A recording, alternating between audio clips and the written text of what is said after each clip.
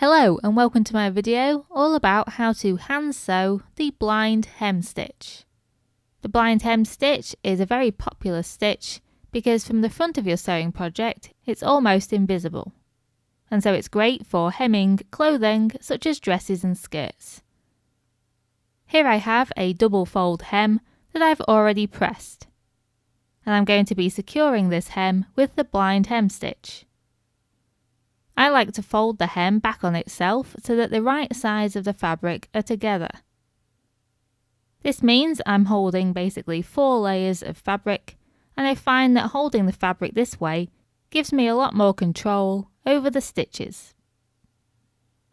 For reference, I'm going to refer to the fabric that's closest to me as the main body of fabric, and obviously the fabric that's furthest from me is the hem. Before you begin, you need to feed a piece of sewing thread through a needle. At the other end, I've just done a regular knot. As a guide, I like to use a piece of thread that's at least 4 or 5 times the length of the edge of fabric I'm going to sew. I'm going to be sewing the blind hem stitch from right to left. And to start with, I need to secure the thread to the hem. To do this, I go up through the hem very close to the edge. I then go back on myself and do the same thing, basically creating a very short stitch. Pull the thread until there's just a small loop remaining. Take the needle through the loop and tighten. And now we begin the blind hem stitch. To begin, you need to move your needle to the left by between 1/4 of an inch and 1/2 an inch. Stitches that are closer together are stronger, however, a hem is unlikely to be under that much strain. I wouldn't worry too much about the measurement you choose, just be consistent and make sure that every stitch is the same distance apart. Moving the needle from right to left, you pick up a very small amount of the main body of fabric.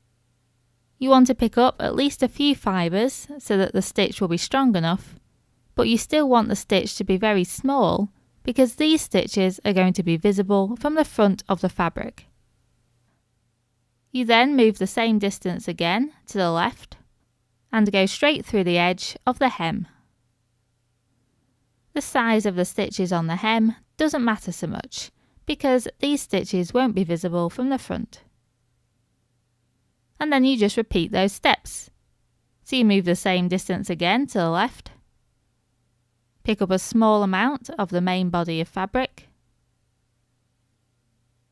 move to the left, and go straight through the edge of the hem. And you'll see that you'll start to create a kind of zigzag pattern.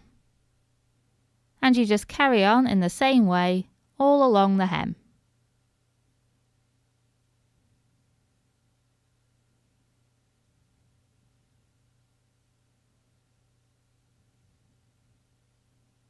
When you want to stop sewing, make sure you finish with a stitch on the edge of the hem. Then, in exactly the same spot, you go through the edge of the hem again with your needle. Then pull the thread until there's just a small loop remaining, take the needle through the loop and tighten.